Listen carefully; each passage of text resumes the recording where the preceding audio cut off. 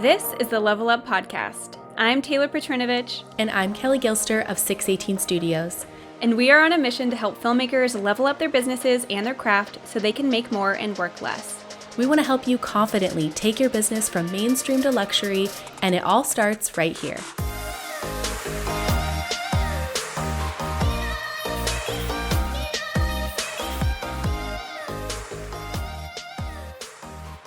Hey friends, and welcome to another episode of the Level Up Podcast. I'm your host, Taylor Petrinovich. Unfortunately, Kelly had a corporate shoot today, so she's not joining us. So it is just going to be me and our special guest today, Sarah Wahab. She is an amazing florist and designer based in Southern California, and we're so happy to bring her onto the podcast today. Hi, Sarah. How are you doing? Hi, I'm doing great. How are you? I'm great. I just recorded another episode earlier this morning, and I was saying to them, we are in the middle of a bathroom remodel. They're doing demo this week, so if you hear any like drilling and pounding, that's what's going on in the background. Fun. Yeah. I don't hear anything right now. Great. So. Well, we're so excited. You're actually, I think, the first florist that we have brought onto the podcast. And although this podcast is geared more towards filmmakers and we have a lot of photographers who listen as well, I think it's really great to kind of gain a more full understanding of the wedding industry as a whole. And that comes down to florals and design as well, and recognizing what goes into your job so that we can be really mindful of that, and how to best capture your work, because that is our jobs after all, is capturing the event. And as you enter the luxury market, the design and the florals become pretty important to these clients. But before we get into that, I would love to hear a little bit about your business, maybe how you got started and how you got to where you are today. Yeah, I'd love to talk about that. So I started out, well, I've had my business now for 10 years. I just passed like the 10-year mark, which is kind of exciting. I started in floral when I was 19, so that was in 2009. And I started working in a retail flower shop while I was in college. I was working on my degree at Cal State Long Beach in communications, and I just needed a job in college, and I thought florals would be fun.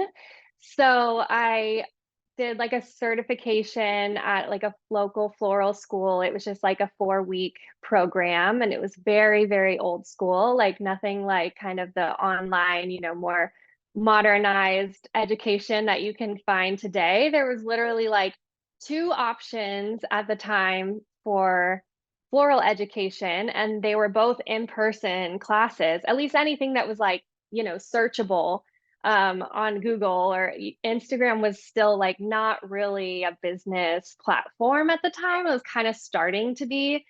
But yeah, so I found this floral school. It was this man who was like a veteran in the industry, and he was teaching a school in Santa Ana, and it was kind of like a 4-week program. Or you could do a class at Golden West College, but it was more like a 2-year associate's program. So I was like, so I chose the shorter one, and then it kind of just helped me get my foot in the door. So I worked at a shop for like 3.5 years, and I really became more like fascinated with the events side of things through social media and blogs. And we weren't doing a whole lot of event work at that shop. So I was really curious about that just when I discovered like just how the scale of everything was so different, like just on a different level.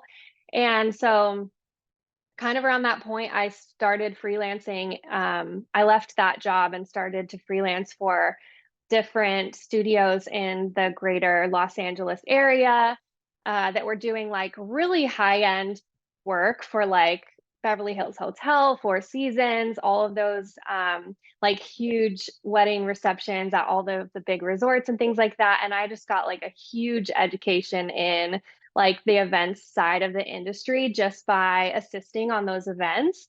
And just kind of coming from like no event experience whatsoever, but I had design experience. And so I was, I was valued on those teams from that perspective, which gave me a lot of opportunities to work for different people. And that was like so valuable. And from there, I kind of was able to have the confidence to start my own company. And I actually had a partner at the time that we founded Mulberry and Moss.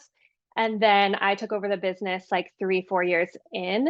So, yeah, and then I was able to apply all that I had learned kind of into my business, and I had worked for a lot of different shops that had totally different business models too. I worked for these really fast-paced studios that were doing like 10 events a week, and then I worked at these kind of hole in the wall, like laid back vibe, like Silver Lake shops that were just kind of like these boutique style, doing more understated work. And I kind of fell in love with that business model because I liked the kind of slow paced, like, oh, well, not necessarily slow paced, but like I liked the feel of the arrangements that we were able to create there. It just had I connected more with the style of the work. And then I kind of modeled my business more in that way. I didn't want to necessarily grow a business where I had like 20, 30 employees and was like, managing this huge team. I wanted to be more hands-on in the process with the clients, with the design, with everything, and just kind of like do,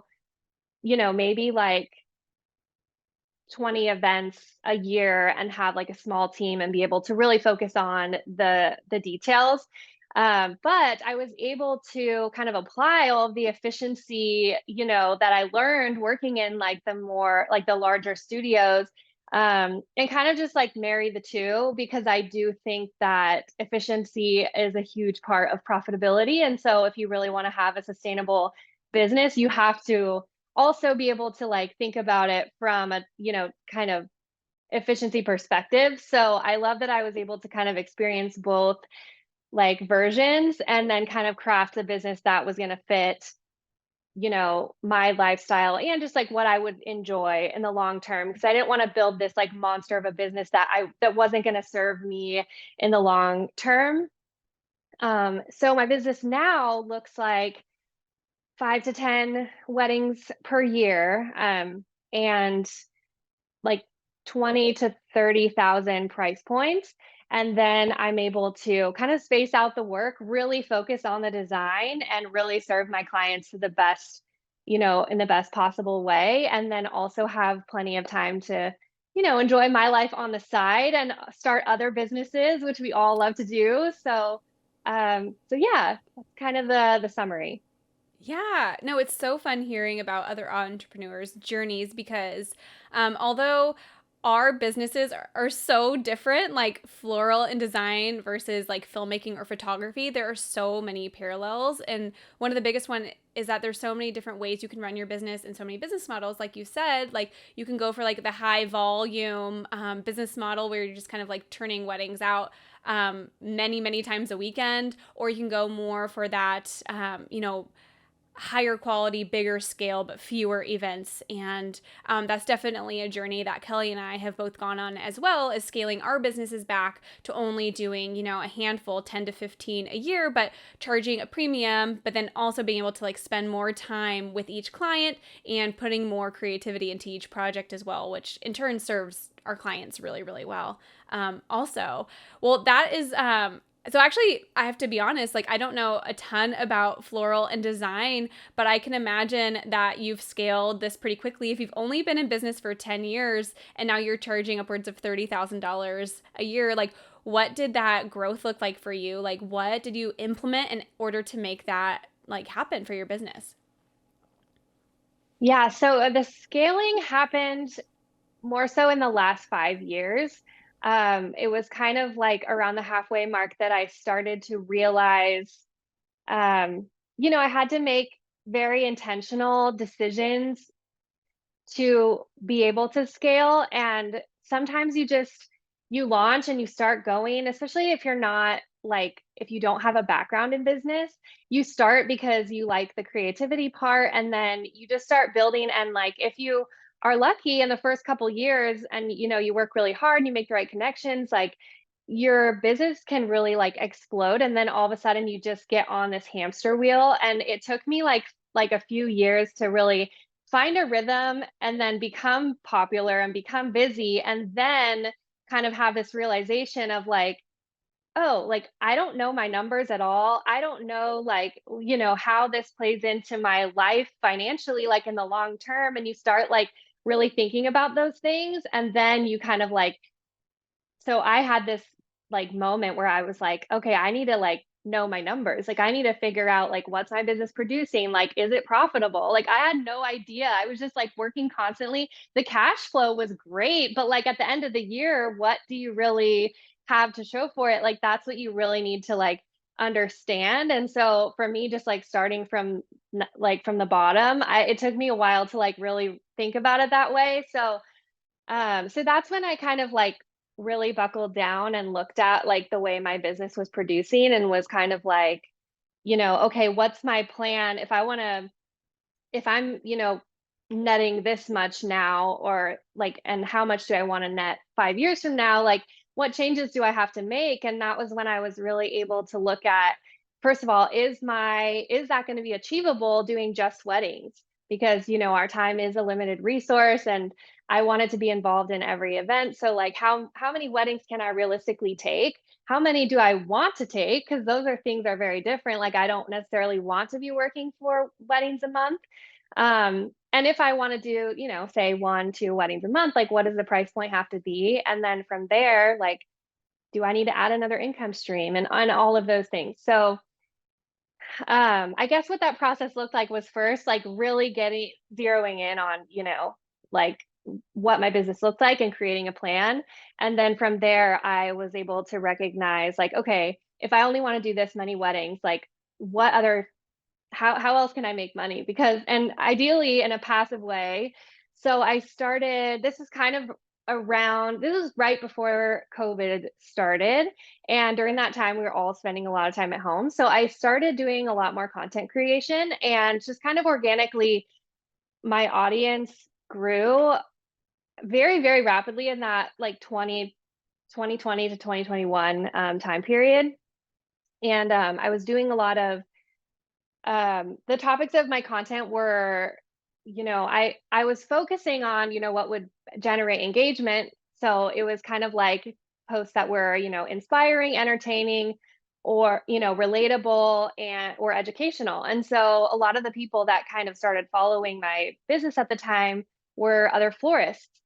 So I was kind of like, okay, well, how can I serve this new audience of florists when I'm used to serving, potential brides? And so that kind of opened up this door to doing more education. And so I created my first digital product. And it was kind of like, I wasn't in a position, especially during that wedding dip, to to invest in a product, a whole lot. So I was kind of like, well, what do I already have? Like that I can create an asset with. And so my first product was a floral recipe ebook. So I had all these pictures of arrangements from past work and I just wrote out the ingredients list and the stem prices and created this resource for florists who maybe didn't have a shop background like I did to start to familiarize with pricing and stem costs and how to build a recipe in your head, because that is not easy to do if you're still getting familiar with different flowers and what they cost and all of that. So to kind of like conceptualize a recipe can be a tricky process. And I realized that that product was really valuable to a lot of people. So I kind of just started building out my, products around that sort of idea. And then it kind of grew into like tools for streamlining your business, like, a template for creating client proposals, a spreadsheet that could be used as like an ordering tool, because there's a lot of math we have to do, like 30 days out from the wedding day, figuring out exactly how many stems do we need to produce this wedding. And so I created a tool to calculate all of that. And so that business kind of just grew from there. But that doesn't really necessarily, I guess I got sidetracked on my scaling my business as a whole. But you asked how I scaled my weddings.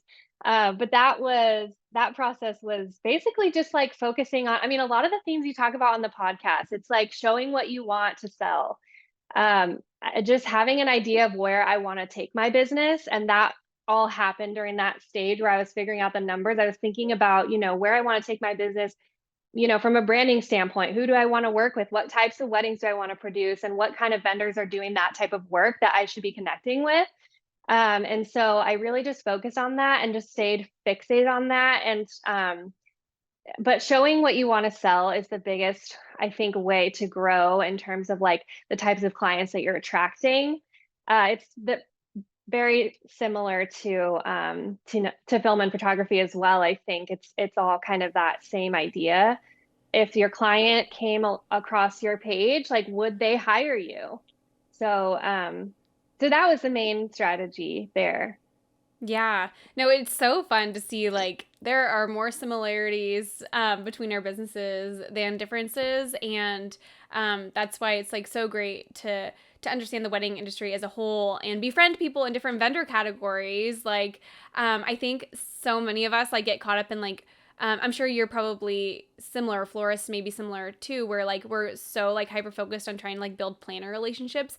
But I think there's so much to be said for like forming relationships and friendships with, vendor categories that are outside of that, like the makeup artists, the florists, the stationery designers, because we all really are going through the same challenges and hurdles and have a very similar strategy when it comes to growing within the wedding industry. And we can learn a lot from each other and fill in gaps where there may be some. And so you're actually here to fill in a gap for filmmakers and photographers who are listening to this podcast for us. And so a lot of our listeners really are interested in pursuing the luxury space. And one of the biggest questions that we're asked, we just finished a 12-week mastermind and we're getting ready to launch again. And this is like a pretty intimate group of this time we have 30 filmmakers, and we're meeting every single week. And a question that arises a lot is, well, how can I even recognize if a wedding is luxury? And this comes into play when knowing, number one, I would say what content you have to work with and which content you should promote the most, or going into a wedding, recognizing that this can be a career furthering wedding for you and capitalizing and leveraging that content to the best of your ability. So recognizing what's luxury comes into play there, but also when you want to align yourself with other vendors who are also serving luxury clients. And so a lot of that comes into like browsing Instagram, honestly, and being able to look at a picture or photo or a video clip on Instagram and saying like, this is luxury. I should look at who's tagged in here and form relationships with them, or this is not luxury. So how can we recognize a luxury event when we see one, so that we can kind of utilize it for those two reasons? Yeah, I think it's really important if you're trying to level up your business to a more luxury space. It's really important to know the types of vendors that you want to connect with, and to, I think, familiarize with yourself with who are the leaders in our industry. And it's not only great to connect with and know those people to be able to potentially work with them, but also if you show up to an event and you know who the vendors are, and where those vendors are at in their business journey, or in how they're looked at in the industry as a whole. If they are looked at as a leader, it kind of is a great indicator that you're in the right place. You're making the right moves. So I think one of the strategies that I've always tried to do is just like know who I'm going to work with before showing up to the wedding day. I know for film and photography, your work kind of begins when you arrive at the wedding. For the design team, it starts a lot earlier than that. And for me, like, I like to know who the vendors are even before I book the wedding, because for us, we're creating these pieces. So I want to put my best work forward if I know, who I'm going to be working with, and knowing that this is a wedding that I really want to be able to leverage. So for me, I always ask like who the hired photographer is, who the hired wedding planner is on my inquiry form, so that when a lead comes in, I'm able to look at all the information and like not only how, what is the I can tell a lot about what the vibe of the wedding is going to be and kind of like the style of the client by the vendors that they've chosen. I can tell a lot about the budget that they have if I know, who these vendors are and I know the type of work that they do. So it tells me a lot and it allows me to make choices. How am I going to make decisions for this wedding, and how am I going to, like, do I want to leverage this wedding for my brand, or is this a wedding that is really not going to be useful in that way and it's just more I need to approach this more from a profit standpoint. So there are kind of those decisions that are made in that initial kind of client screening, like inquiry process. And so I love to kind of have all of that information from the very start. And then, if I'm not sure who the photographer is, at the time of the event, I usually try to at least know before I show up. So a lot of the time, I mean, even if it's like laying in bed the night before the wedding when like you can't sleep because you're just like going through all the details in your head, I'm like looking at the timeline, like, okay, who am I going to be working with tomorrow? Because I don't think there's anything worse than like doing a whole wedding setup and then going home at night and like you're posting your Instagram stories and tagging, these vendors that you worked with, and then you like click on the photographer's page like, oh, I'm going to follow this person, and it's like, named top wedding photographer in Harper's Bazaar, and you're like, okay, I like really blew an opportunity there, so to really like get to know these people and like make sure that they got to know me. So that's really important too, I think, is just to be as prepared as possible when you go in. And as far as how to kind of recognize if the wedding is a luxury wedding, when, let's say, when you arrive on site, that's kind of a whole other, there's so much I can say about that.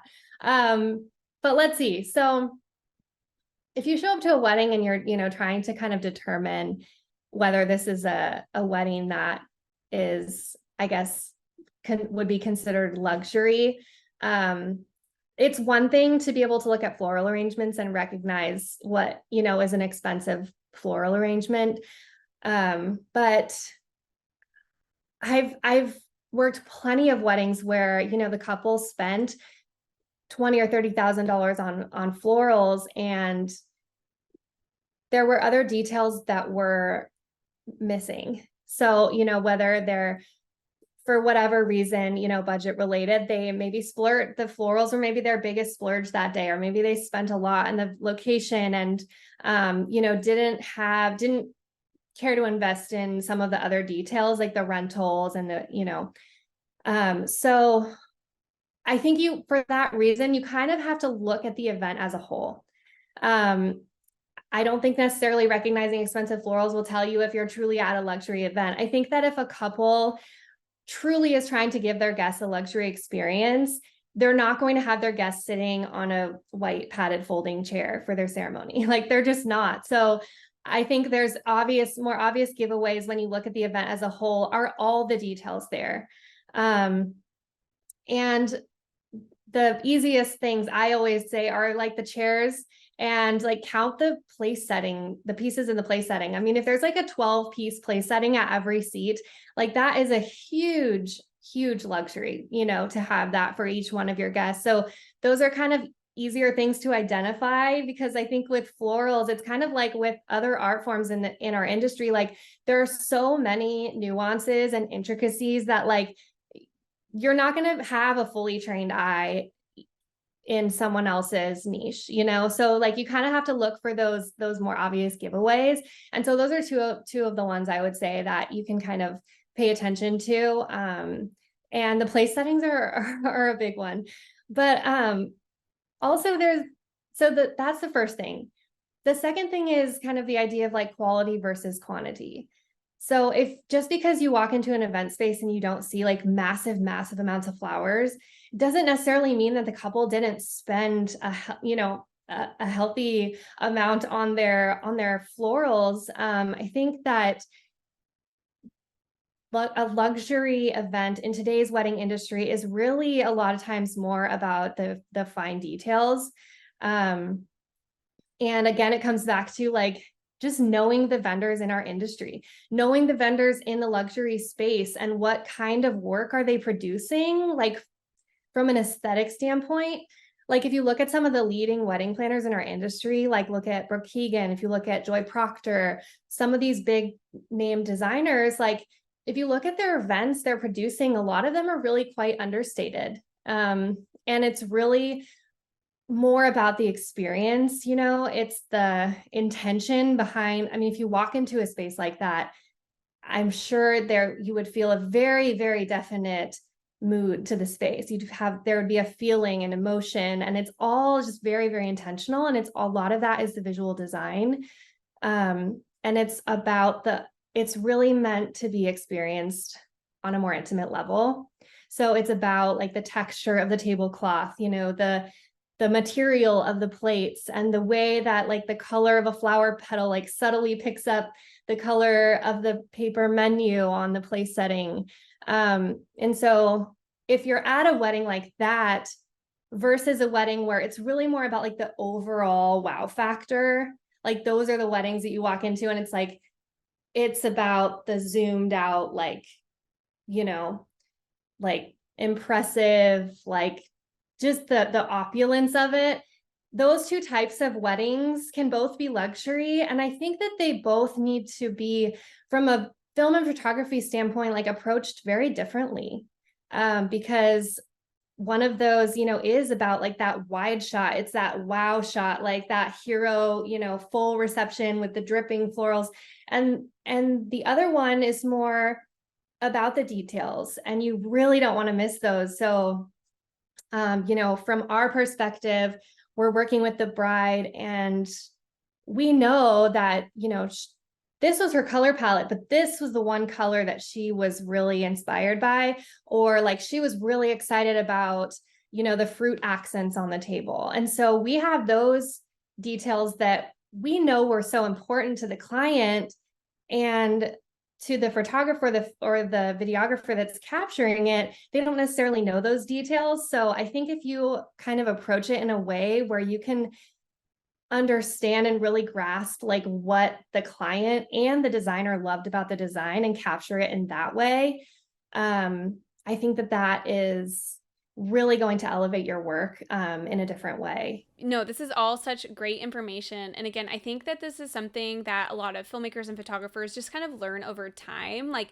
in the first few years of our businesses, like we're really focused on like our craft, like what like our tasks are. But then as we progress like in years and then trying to grow within the industry, like we really start to gain like this bigger understanding of the event as a whole. And things like you said, like the white folding chairs at the ceremony, like that's specifically something that Kelly and I talk about all the time. Is like if you see that, then it's there. Chances are it's probably not a luxury event. Another thing is like, what do you think about like when they repurpose installations? Like for example, moving like the arch and putting it behind like the sweetheart table. I haven't found that to be like a very luxury practice. It comes back to the guest experience, right? Because like your guests are going to see this arch being schlepped across the venue. And so how that says a lot about your guest and how or your client and how they're wanting their guests to experience the wedding. And so if they're going for that more elevated feel, like it really needs to feel seamless and it needs to feel smooth. And so I think that, yeah, that is a big indicator. And also like, if you have the budget to have like everything be more custom, I mean, some things like aisle arrangements, the ones that are popular today that are kind of just the grounded arrangements, like those do really work well in front of like a band stage. So if there's a way to discreetly, transfer those, like, then that's one thing. But like, sometimes something really needs to be redesigned and re-engineered to fit another space. And so if it's really going to be intentional from a design standpoint, like you want to create something custom for that reception sweetheart table or for that, that dessert display. Like you don't necessarily just want to be like reusing something that was really intended for a different space. So I think that just comes down to, yeah, the intentionality of the design. And that's something that I think clients in the luxury space like really value. Yeah.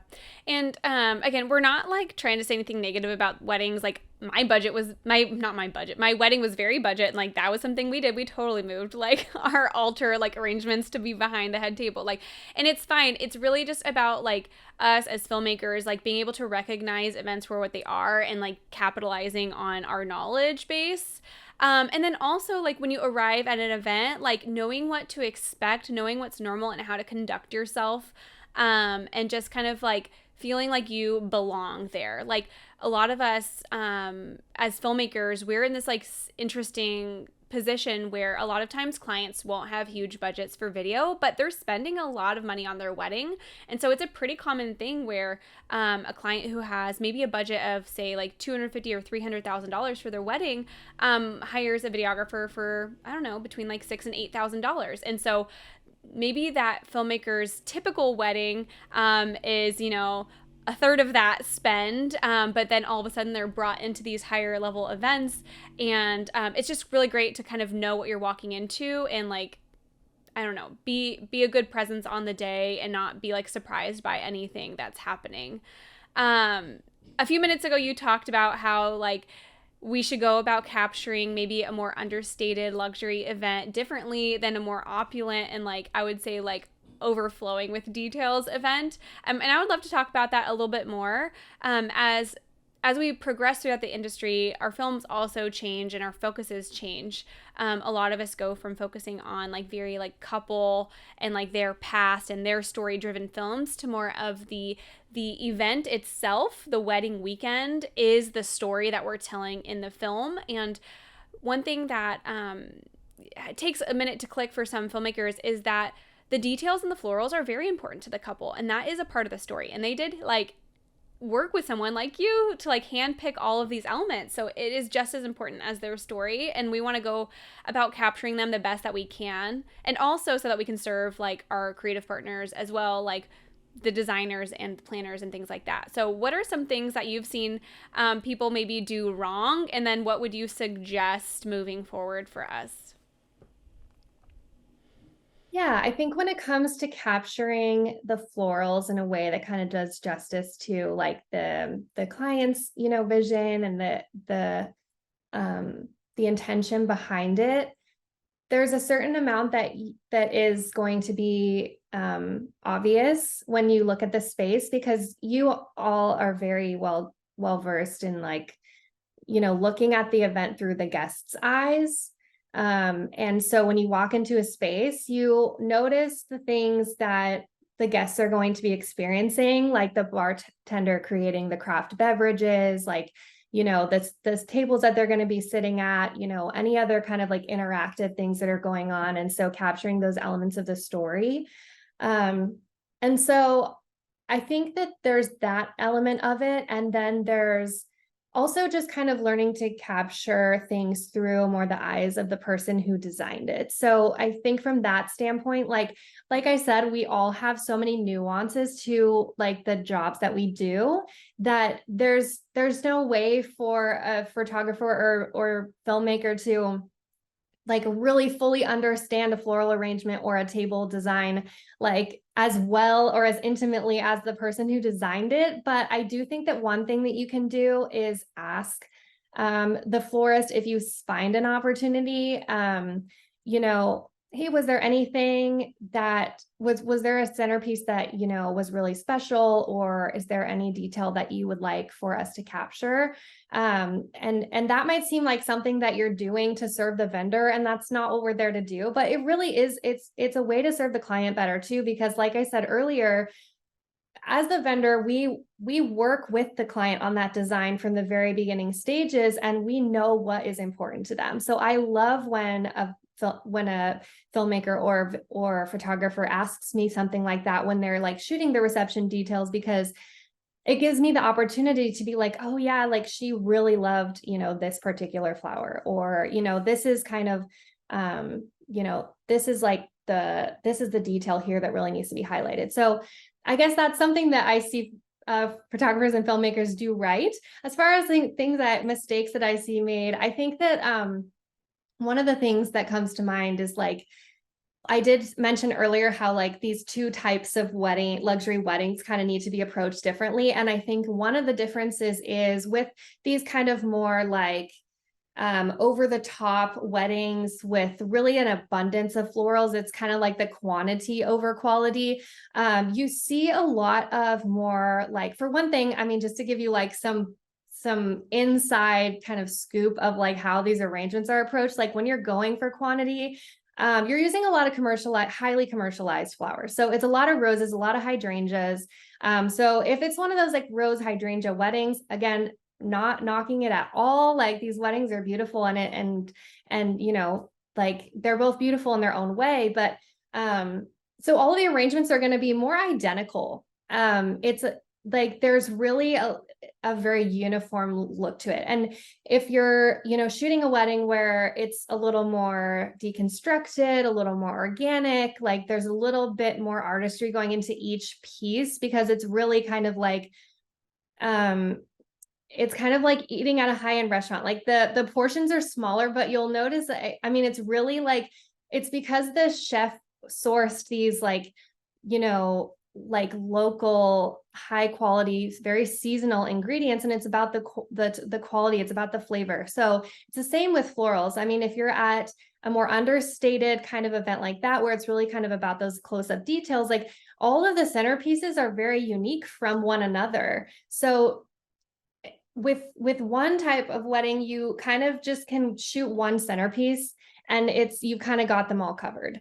But from the other type, it's kind of like you want to shoot a lot of them. Like I love to see like multiple centerpieces captured, because they're all going to be very unique from one another, and there might be more of a chance that you'll capture like a really cool tulip curvy stem moment, you know what I mean? So you want to just really thoroughly capture the details at a wedding like that. And so I think that that's one of the mistakes I see made, is kind of like photographers or filmmakers will be used to just kind of capturing one centerpiece, like whichever one is in the best light, you know, or whichever one kind of like has the great background. But then it's kind of not just like a one and done. Like I think that sometimes like it really does serve the client better to like just shoot as many as you can. And that's one of the things that I see photographers do, who really are those types of photographers. Certain photographers I really love to work with, where they like, I know that they are trying to see it through the eyes of the designer, and like they appreciate, you know, those small details and the nuances, like the subtle distinctions between each piece and the way a flower is doing what it's doing, or the way, you know. So yeah, I think that those are a couple of the things that come to mind that I think can just help you to serve the client again in a more, you're giving them a more customized experience, and you're showing them that you also value the details that they value. Those are some great points, and I love like kind of how you laid out the distinction and how to like recognize the different ones. And I think having these conversations with the floral designer, if they're on site, like is so powerful. And that's one of those things where like a lot of us can kind of have our like blinders on, like we're tunnel vision on our task, and like really approaching the event from more of this like team mindset and like collaboration is only going to help you build great relationships, come out with great content, and overall like serve the client to the best of our abilities. Definitely. And you make a good point about like how our businesses kind of evolve. Like our process evolves as we are kind of leveling up, and as we recognize, you know, okay, I'm kind of in a new level of the industry now. Like I need to step it up in this way or in this place. And it's the same thing for me. Like when I think back, you know, to the last few years, like there was a point where I realized like I really am like doing some events right now where I need to like take a lot of pride in like what I'm putting forth. Not that I always have tried to do that, but like when you really are trying to like push your brand forward, like you want to just take that extra step to make sure that like the content that you're getting and all of that is just that much more of a like higher level of quality. And so like there was a point where I realized like I really want to be able to have the time and the manpower to like do a thorough touch up of all of the arrangements once we get them on site, because obviously we design them in the studio, we deliver them, and we like do some minor touch ups here and there because we always want to make sure it's all presentable. But I really wanted to like be able to do like a thorough have the ability to build that into our timeline of the day. And I knew that I needed like a couple extra people on my team to be able to have the time and the manpower to do that. So you kind of make these adjustments as you grow, to kind of tweak your process and just make your service that much more thorough and just able to do that much more of a better job. Yeah. And that's one of the things where can be like a sticking point for some people. Some people kind of have this almost like guilt of like raising their prices, or they feel like bad about it. Or they think that they can just raise their prices just because. And like kind of what you said, like you're always tweaking and evolving in your processes. Maybe you're bringing on more team members. So honestly, like as you grow in the industry, as you book more expensive weddings, as you raise your prices, like that is only possible through evolving yourself and like the value that you're bringing to the wedding and to your clients as well. And that can look so many different ways. And it's kind of like the 1% rule, like you're constantly like improving by 1% in like a variety of areas, so that when a year has passed, like now all of a sudden like you're this completely different business owner with like a completely new set of skills or leveled up skills. And that's something I feel like we should all be like pursuing, is like looking for those ways that we can level up each individual like part of our business or processes. So yeah. Definitely. Yeah. Well, Sarah, this has been such an amazing conversation, and I would love to let you share with the listeners where they can find you online and if there's anything else you wanted them to know before we end the episode.